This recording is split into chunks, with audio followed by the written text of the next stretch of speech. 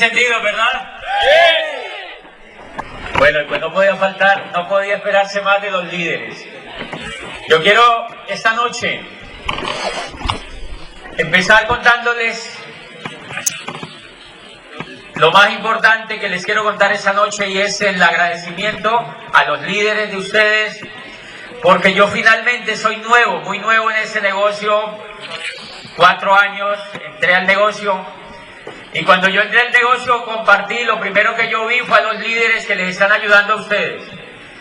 Yo vi a Alberto y a Michelle Aguilera en un video, me acaban de auspiciar y me presentaron un video que rodaba allá en Colombia, un video de e-comercio donde hablaba Camilo Cruz y algunas otras personas, y uno de esos líderes que hablaba allí era Alberto y Michelle Aguilera. Estaban muy jovencitos, lo habían grabado muy jovencitos, y hablaban de que ellos trabajaban en la industria tradicional y que habían visto ese negocio. Y cuando yo vi ese video, a mí me llamó mucho la atención. Y entonces, pues, agradecimiento no solo por eso a esos líderes, sino porque desde ese momento yo empecé a escuchar los audios que habían grabado ellos, los audios que había grabado Tato y Paxi, los audios que había grabado pues Mario y Beto Orsini, los audios de Tim. Nuestro diamante estaba en Brasil, Fabio de Souza vivía en Brasil, y yo no tenía ningún referente en Colombia de éxito en ese negocio. O sea que el primer referente de éxito que yo tengo en este negocio es el referente de sus líderes, y a ellos les debo pues todo lo más importante que uno puede tener para hacer ese negocio, y es una información correcta. Entonces, una información correcta hace que uno pueda tomar la decisión correcta para hacer este negocio. Entonces, pues un gran aplauso para sus líderes, porque ellos son los que inspiraron todo este resultado. Yo quiero contarles un poquito cómo evoluciona el liderazgo para poder hacerme diamante y para poder ver la oportunidad. Porque yo les quiero hacer una pregunta que me gustaría que la respondieran, como yo sé que la responden un empresario que sabe lo que está haciendo, y es: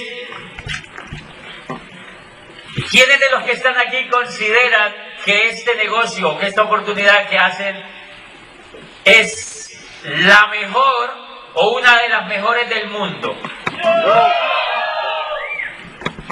¿Vieron que no lo piensan tanto? Es automática la respuesta. Y entonces la gran pregunta que uno se hace es si esa es la mejor oportunidad de negocios que uno ha visto, si esta es la mejor oportunidad del mundo.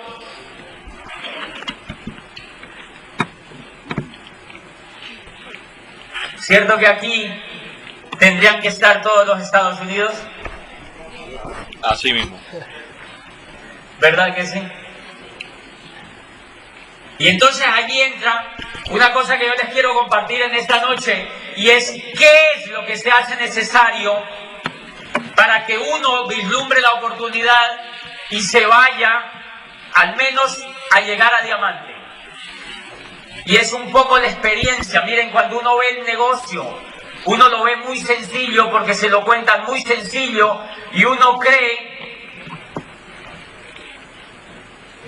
que es algo común y corriente o algo muy parecido a lo que uno ve allá afuera. Cuando a mí me cuentan el negocio, yo era rector de una universidad en Colombia y pues tenía cierto, lo que uno llamaría estatus, o lo que llama Tato, estatus. Ah, ya se lo saben de memoria. Ya se lo saben de memoria. Yo tenía ese tipo de estatus. Miren, yo vivía en una ciudad de 280.000 habitantes, una ciudad muy pequeñita, donde había una percepción totalmente en contra de ese negocio. Una percepción totalmente en contra de ese negocio existía en esa ciudad. Nadie que yo conociera quería saber de ese negocio. Y en esa ciudad yo arranqué el negocio, y una de las primeras cosas que yo vi para arrancar ese negocio se llamó información. Y allí empieza a evolucionar el liderazgo. porque el liderazgo tiene muchísimo que ver con la información que uno tiene, porque el liderazgo tiene muchísimo que ver con lo que uno piensa, porque los seres humanos son lo que piensan, porque los líderes se hacen líderes porque tienen una información diferente a los demás.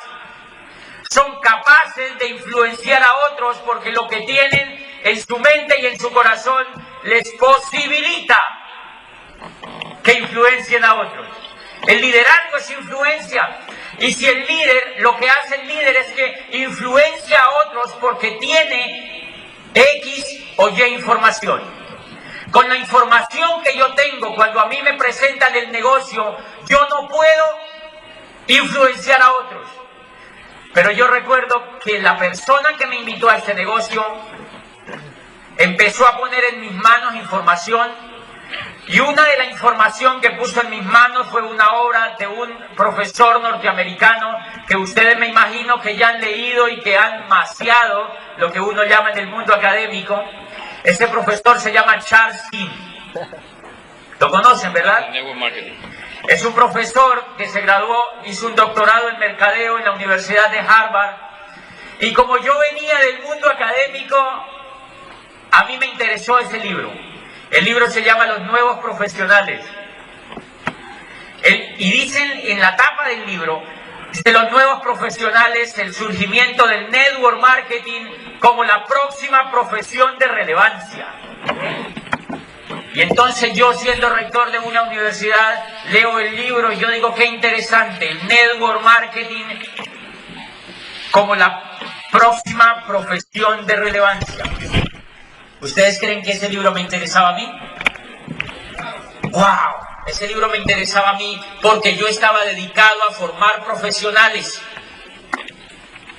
Y entonces cuando yo leo ese libro dice, ¿quién es el que escribe ese libro? Y yo inmediatamente veo que es un profesor de Harvard, que era titular de la cátedra de mercados de la Universidad de Illinois, de Chicago, y yo era rector de una pequeña universidad en una ciudad pequeña al sur de Colombia. ¿A quién cree que le tenía que creer? ¿A los profesores de mi universidad o a ese profesor?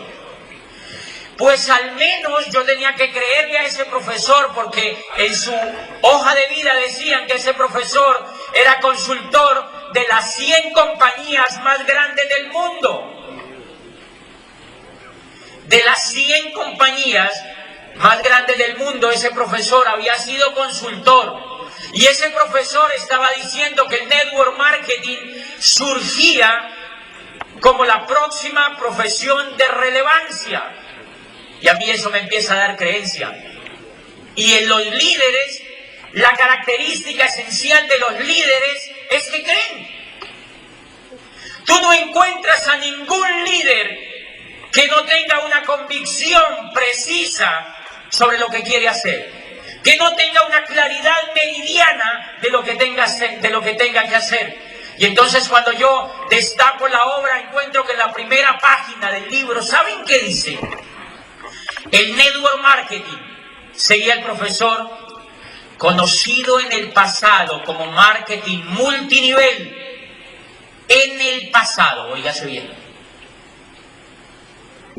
decía conocido en el pasado como marketing multinivel e históricamente despreciado por haber sido considerado un esquema piramidal para personas incautas y maquinadoras. Y cerraba paréntesis. Dice, surge hoy como el método de distribución más atractivo y el modelo como el método de distribución más atractivo y el modelo de empresa más importante en la nueva economía. ¡Guau! Cuando yo le oigo,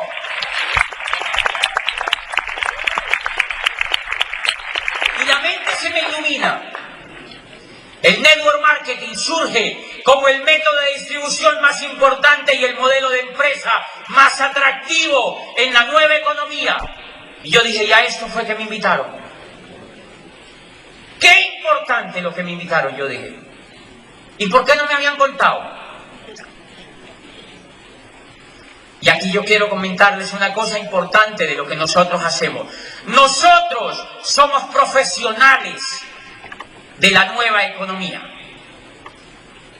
Nosotros somos profesionales de una economía que empieza a cambiar desde 1959, cuando la era industrial empieza a desaparecer y empieza a surgir lo que Peter Drucker llamó como la era de la información. Drucker, uno de los hombres más importantes que ha tenido la administración de empresa en Occidente, que es americano y murió hace unos 4 años, fue considerado el padre de la administración moderna. ¿Lo recuerdan? Peter Drucker se llama, y Drucker decía que la sociedad después de los 90 no se iba a dividir entre gente que tenía y gente que no tenía, sino entre gente que sabía y gente que no sabía. O sea que lo que nosotros hacemos es un negocio totalmente profesional que está basado en información. Nosotros somos trabajadores de la información. Más que trabajadores de productos, somos trabajadores de la información. Lo que pasa es que la información mueve productos.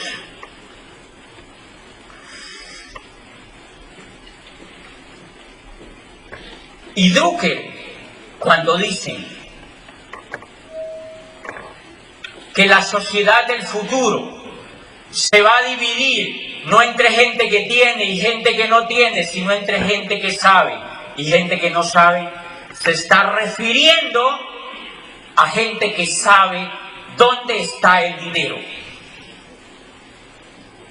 Porque ese es el gran problema de la economía, saber dónde va el dinero. Recuerden ustedes que la era industrial, el paradigma esencial de la era industrial es el empleo. El paradigma esencial para trabajar en la era industrial es volverse empleado.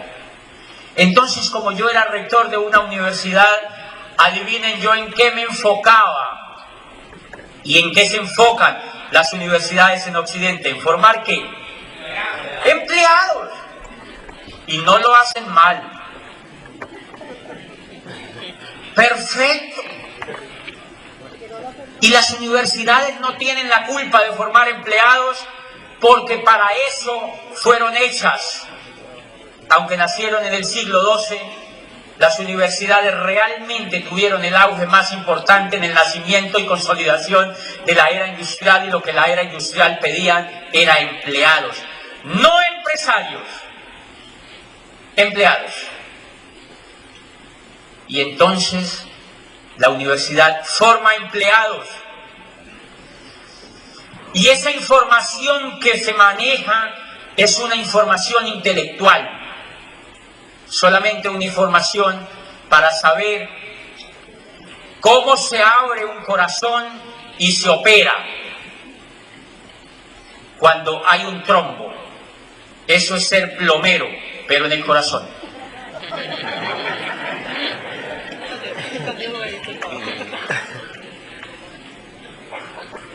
Es igual. Lo que pasa es que tiene un grado de complejidad un poquito más alto. Pero finalmente lo que hay es un desarrollo de la intelectualidad.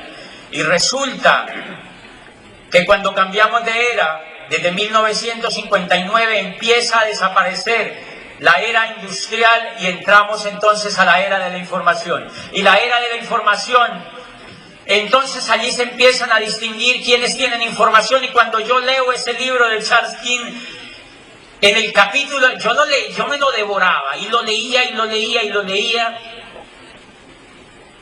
Y en el capítulo 7 dice: compañías que lideran el network marketing hacia el futuro. Y adivinen cuál es la número 1. Amway Corporation es la compañía número 1. Y entonces mire lo que yo pienso. Vivo en Popayán, en el sur de Colombia, casi llegando al Ecuador, sur. Cuando yo me leo ese libro, yo le muestro el libro a un profesor y antes de leerme ese libro, no me lo había leído todavía, llevaba un mes, digamos, en el negocio, y un día fue un profesor a mi escritorio, yo en la historia les profundizo un poquito más, fue un profesor al escritorio de rector y me dijo: doctor, ¿verdad que usted está en eso de Amway? Y el profesor tenía maestría y un pedigrí así espectacular académico, y entonces me dijo: doctor, ¿verdad que usted está en eso de Amway? Y a mí me subió un calor así por todo el cuerpo. Y yo le respondí: sí, por consumir. Pero cuando yo leo el libro, cambió todo. Nueva economía, sociedad de la información, empresa número 1 en la industria triunfadora de la nueva economía. ¿Cambió mi percepción?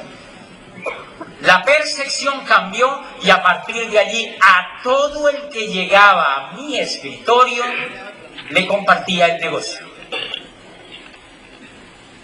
Y fue tanta la emoción que yo empecé a compartir el negocio, plan. Y yo creía absolutamente cuando le contaba a una persona que yo estaba presentándole la mejor oportunidad de negocio para que esa persona entrara a la nueva economía. O sea que el líder tiene que saber lo que está haciendo.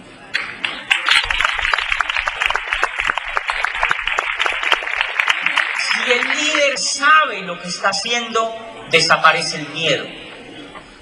En cambio, hasta ahí lo que había existido en esa ciudad era gente que quizá no sabía bien o no había leído ese libro o no tenían la información correcta, y entonces cuando alguien le preguntaba a esa persona que no tenía esa información: ¿y tú estás en eso de Amway? Y la persona ya se achurruscaba. Pero cuando a mí me preguntaban: eso no es Amway, yo le decía: ¿tú conoces este libro? Y lo veía: profesor. Y me decía: no, nunca lo he visto. Y yo decía entre mí: de razón. De razón. Lo que nosotros tenemos en las manos es una oportunidad espectacular para evolucionar como líderes y hacer que otros evolucionen como líderes a través de la formación y de la educación. Porque no de otra forma yo, viniendo del mundo universitario, había encontrado para mí útil este negocio. Tenía yo que descubrir en él que habían valores más altos para hacer crecer a los demás y para educar a otros, porque con eso yo me identificaba. Y hay una cosa importantísima.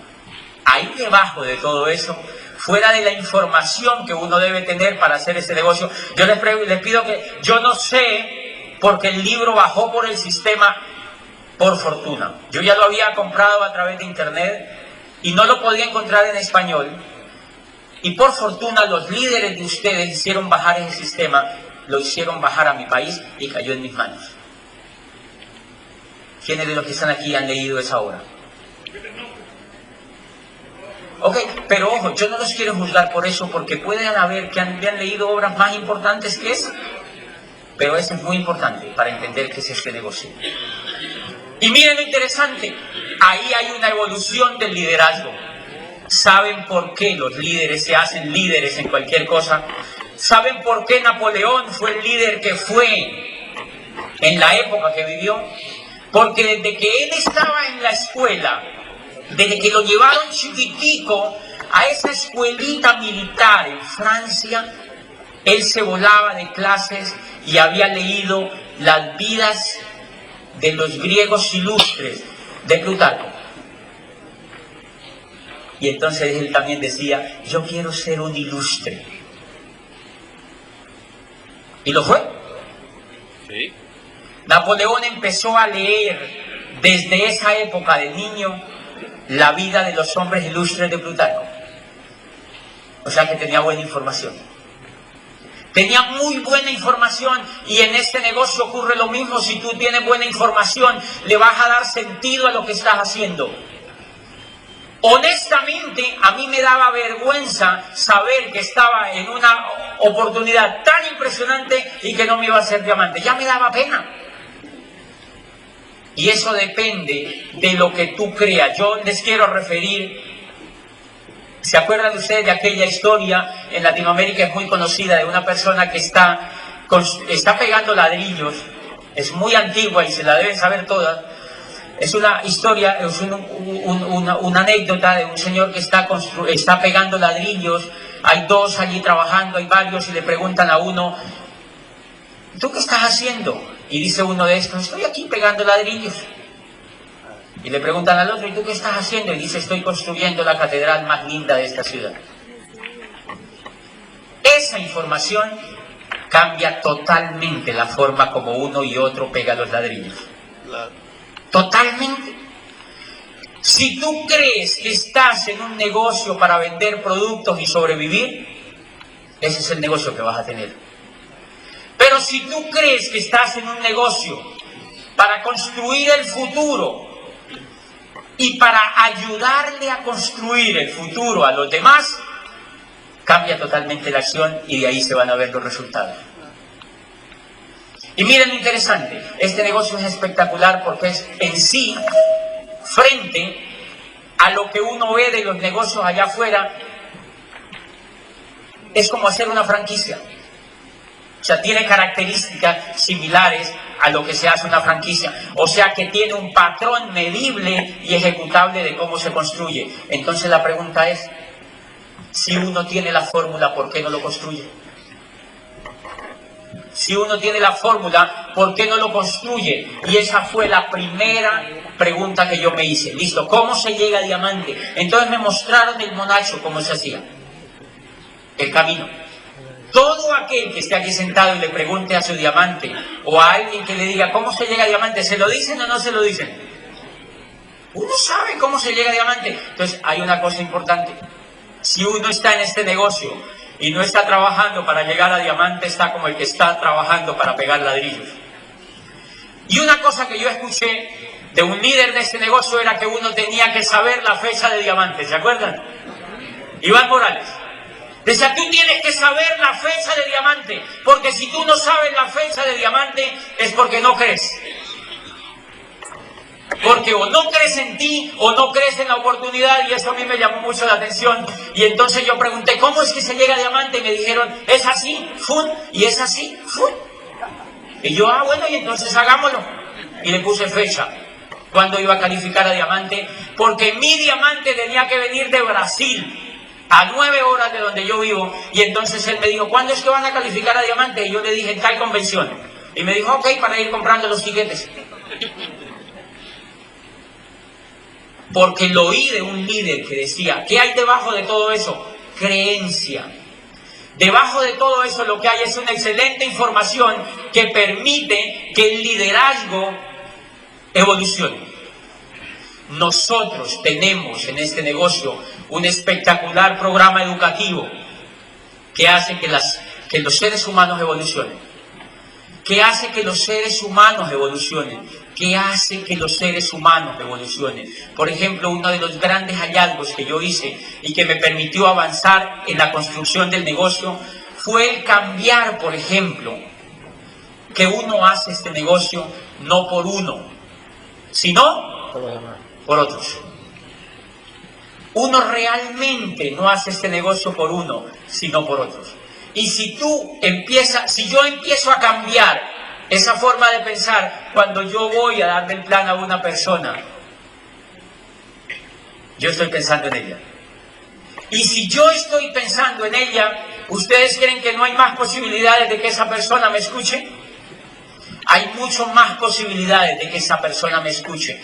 Entonces se juntaron en mí dos cosas importantes: la creencia en el negocio mediante la información que había tenido,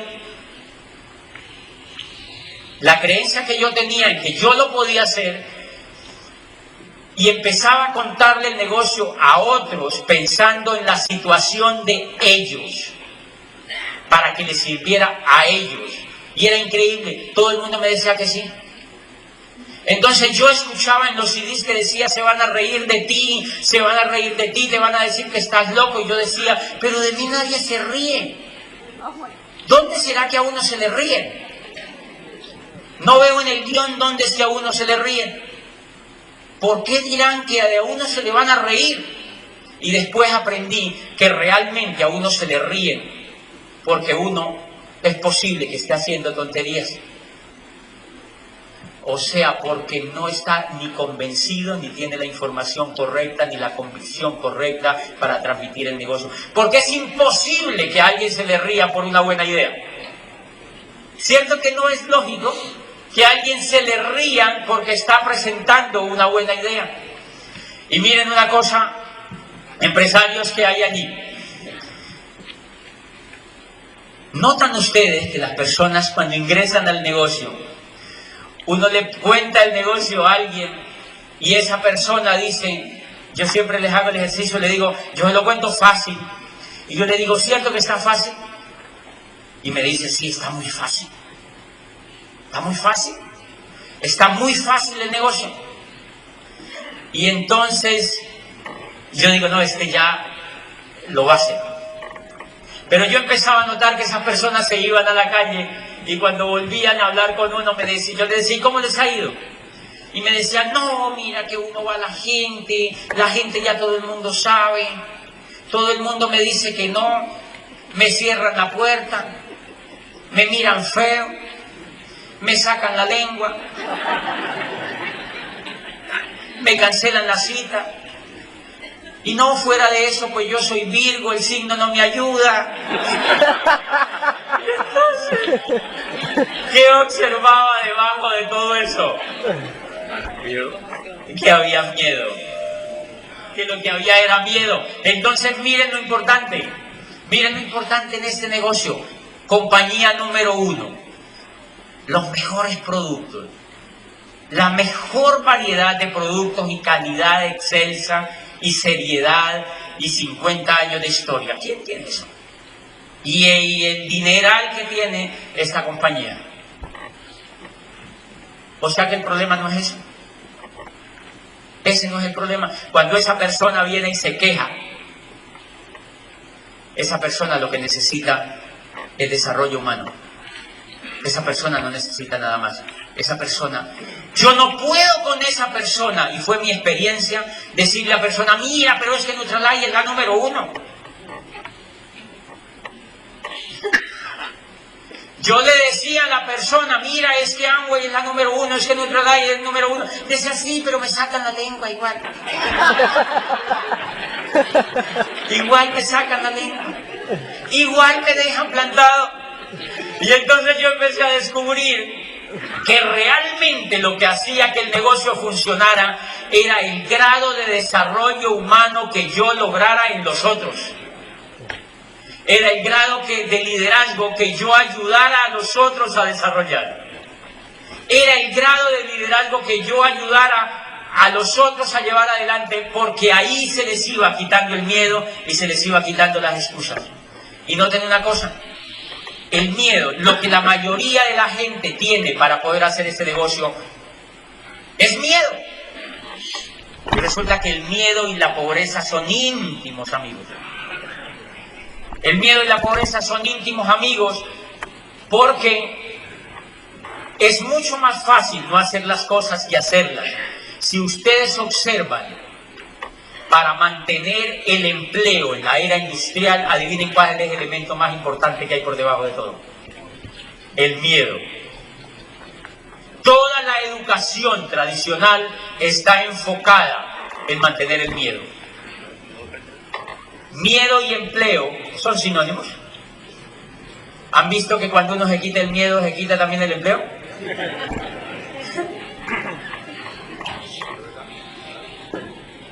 ¿Suena herético? Yo trabajaba como rector de esa universidad y adivinen por qué seguía siendo rector. Porque tenía miedo. Pero yo quería en mi corazón ser empresario. Cuando a mí me muestran esta oportunidad y yo veo que es la más importante y me muestran información, empiezo a sacar el miedo, y a los 6 meses yo no estaba trabajando. Eso no se lo recomiendan a nadie, ni yo tampoco se lo recomiendo. Y yo me quité el empleo, me lo quité. ¿Por qué? Porque me dio por quitarme. Me dio por quitarme. Porque yo había leído, y esto sí, aquí entrenó solamente. No vaya a salir de aquí porque no es aquí entrenó. El empleo, yo había leído que era la evolución de la esclavitud. Yo estudié Derecho y en algún libro por allí que cayó a mis manos había leído que el empleo era la evolución de la esclavitud. Bueno, mañana les cuento un poquitico más, pero la diferencia es que a uno no le pegan. La diferencia es que a uno no le pegan. Le pagan. Porque está prohibido por el Código Laboral. En donde hay Código Laboral, aquí está prohibido por las leyes americanas. No les pueden pegar a los empleados. ¿Cuál era la diferencia entre los esclavos y los empleados? Miren, era interesantísimo ser esclavo antes de la era industrial. Era interesantísimo. El esclavo le daban todo, le daban techo, vestido y comida. Sí, de vez en cuando le pegaban, pero tenía todo seguro. Cuando nace la era industrial, los liberan y le dicen, ahora les vamos a pagar un salario y gásteselo en lo que quieran. Son libres para que trabajen para nosotros. Entonces, claro, cuando se acaba la esclavitud, hubo marchas en la calle protestando para que no se acabara la esclavitud. ¿Ustedes han visto marchas protestando para que no se vaya a acabar el empleo? Es igual. Porque la gente tiene miedo. O sea que realmente el negocio que nosotros tenemos es un negocio que lo que hace es quitarle el miedo a la gente. Es un negocio que mediante la educación lo que hace es quitarle el miedo a la gente. Entonces ustedes imagínense si yo no valoro este negocio.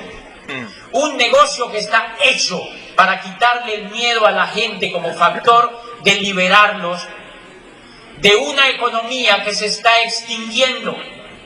Imagínense la función que yo tengo social, ayudarle a la gente a quitarse el miedo para que entren en la nueva economía y se libren de una economía que se está extinguiendo.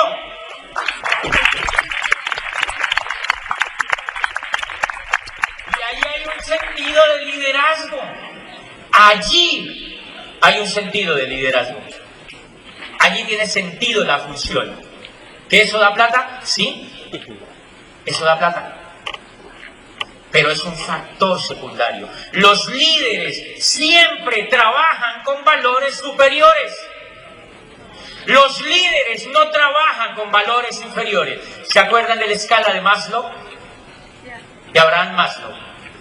Cuando Abraham Maslow plantea la escala de necesidades, lo que Maslow plantea es que los seres humanos todos están en la etapa más básica destinados a que trabajen por la comida, por el techo y por el alimento. Dice, pero cuando los seres humanos han encontrado esa primera etapa, los seres humanos empiezan, dice él, a pensar y a trabajar por valores superiores. O sea que los seres humanos no nacimos para comer, para tener una casita y para ponernos la ropita que encontremos. Los seres humanos vivimos porque tenemos valores superiores que nos difieren de los animales. Y uno de esos valores superiores que a nosotros nos difieren de los animales es la capacidad de soñar. Si ustedes encuentran, los animales no sueñan. Al menos Drosser así lo plantea, dice, los animales no sueñan. Tú no has visto a un cerdito que diga, ¿cuándo tendré yo una cochera así de grande? ¿Cochera se dice aquí? ¿O chiquero? ¿Cuándo tendré yo un chiquero así de grande? Oh, ese día sería maravilloso. El cerdito lo que hace es que él come y duerme. Come y duerme. Come y duerme. ¿Qué nos puso a hacer la era industrial? ¡No! ¡Durísimo!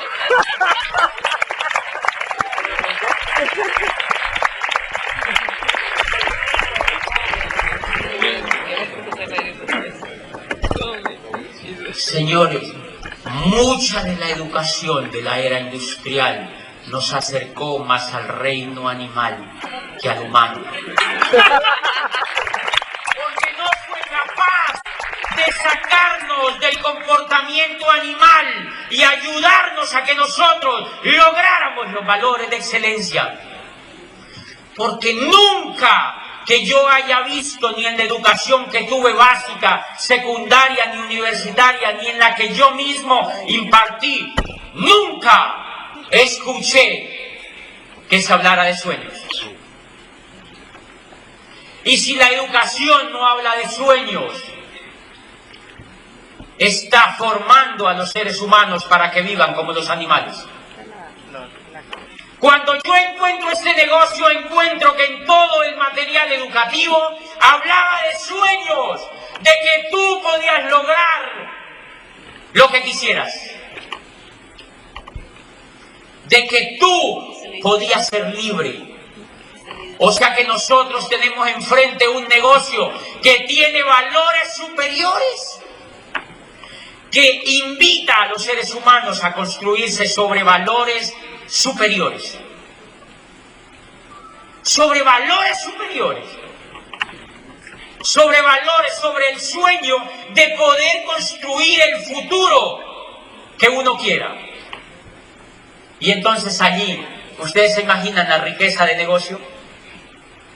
¿Se imaginan la función que tenemos como líderes al transmitir una idea poderosa como esta, que es capaz de transformar la vida de los otros? Y así, transformando la vida de los otros, se obtienen resultados económicos. Por eso es que ustedes ven que la mayoría del programa educativo está hecho para desarrollarnos la inteligencia emocional, no la inteligencia intelectual. Porque si nosotros la era industrial nos desarrolló fue la inteligencia intelectual. 2 más 2 son 4.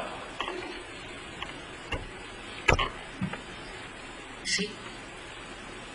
Señores, yo le contaba ahora al orador, yo no tuve la fortuna de oírlo, pero me contaron que fue espectacular, y yo le contaba allí a la persona que estuvo hablando de liderazgo aquí al comienzo. Miren lo que hizo la era industrial. La era industrial nos enseñó a trabajar. Y resulta que el trabajo no da plata. ¿Ustedes sabían eso? El trabajo no da plata. Lo que da plata es ser empresario. Y a nosotros nos enseñaron fue a trabajar. Ahora, si usted no cree eso, pues sígalo intentando.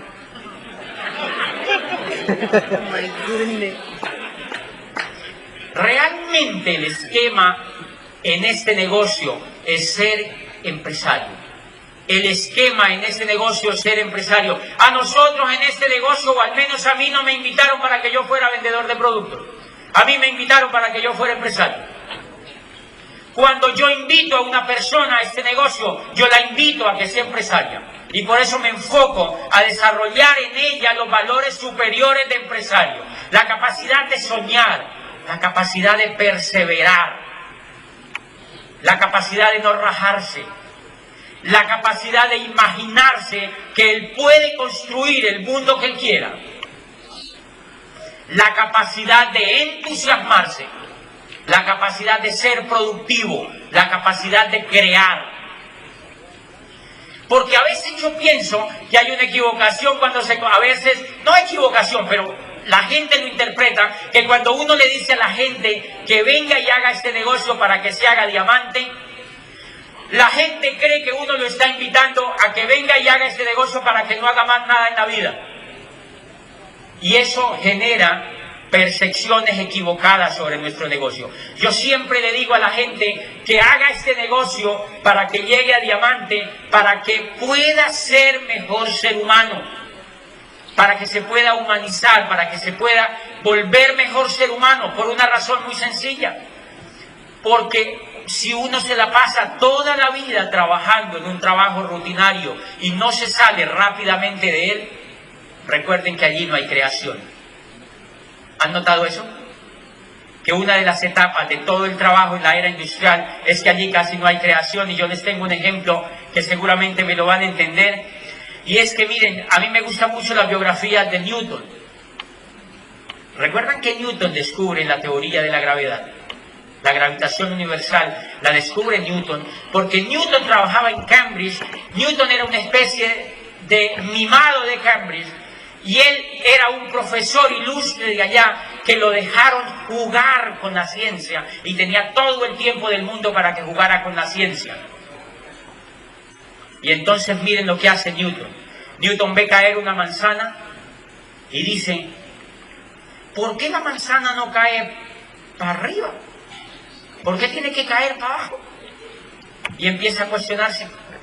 Tenía el tiempo suficiente y las ganas de soñar en la creación, en la física. ¿Qué pasa si lo hubiera visto un trabajador ocupado como mantiene uno antes de ser diamante de ese negocio? Uno hubiera dicho, ay, me están pensando por M. O sea, no le da el valor a ese significado, porque ni está enfocado en eso, ni está haciendo ninguna creación. O sea que lo que nosotros tenemos es la oportunidad de hacer un negocio para liberar a las personas de la rutina, y para que las personas sean mejores seres humanos haciendo lo que ellas quieran hacer en la vida. A mí, por ejemplo, me gusta escribir, y eso en general no da plata, pero a mí me gusta.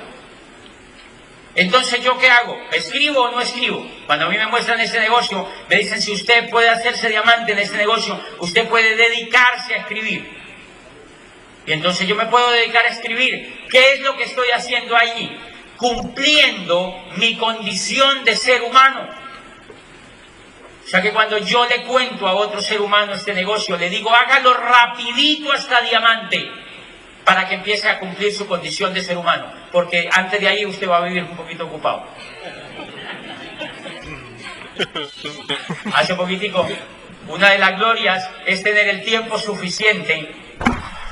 Hace poquitico yo fui donde el ortodoncista, porque me están haciendo una cosa en los dientes, y me dice, hay que ponerle unas citas, unas 7 citas seguidas, y me dijo, yo le dije, no hay ningún problema, y me dijo, ¿tú puedes a las 9 de la mañana, el lunes? Yo le dije, sí.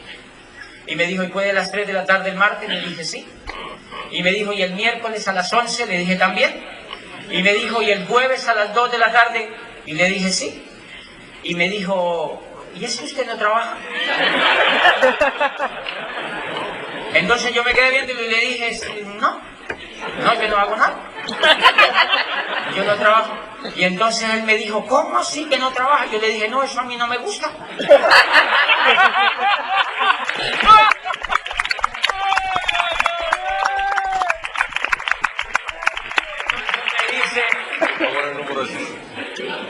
¿Y por qué no te gusta? Yo le digo, porque eso no da plata.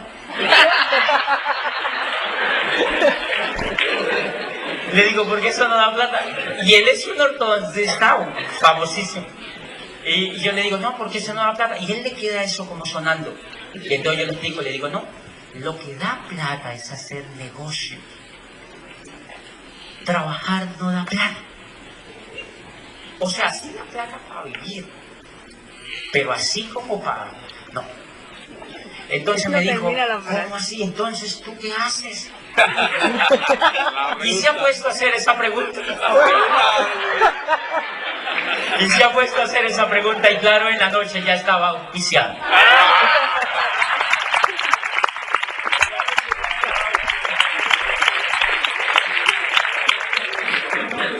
Y miren, lo mismo ha pasado con los porteros, pero yo les cuento una cosa, señores. Si hay buena información, la actitud de diamante se empieza a hacer desde que entramos al negocio, no cuando llegamos a diamante. Desde que entramos al negocio. Yo recuerdo a mi upline y yo en un Chevrolet Sprint. Yo aquí me imagino que no los conocen. Es como una cucarachita así chiquita. Y entonces yo recuerdo a él y yo en ese Chevrolet Sprint. Una vez nos miramos, veníamos de dar planes y yo era 9%. Y entonces nos miramos y yo le dije, ¿cierto que nosotros ya somos diamantes? Nosotros somos como diamantes. Y me dijo él, sí, lo que nos falta es el cheque. Y yo creo que eso tiene mucho que ver. ¿Saben por qué? Porque estábamos embriagados con la información que teníamos. estábamos embriagadísimos con la información que teníamos, y cuando un ser humano se embriaga con una información correcta, no le queda ninguna otra solución sino llevarla a cabo hasta el máximo potencial.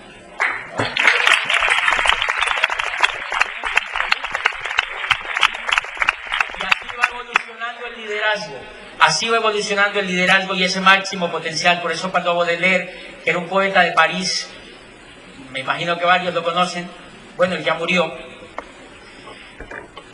Y cuando Baudelaire le preguntaron que él por qué escribía, dijo, yo escribo porque vivo. Dijo, es que hay que estar siempre ebrio. Dijo, esa es la clave. Esa es la única cuestión para no sentir el fardo horrible que destroza nuestros hombros y los inclina al polvo. Dice, es preciso que os embriaguéis, y que os embriaguéis sin tregua. Y dice el mismo, ¿pero de qué? Y responde, pues de vino, de poesía o de virtud, de lo que queráis. Dice él, pero hay que estar siempre ebrio.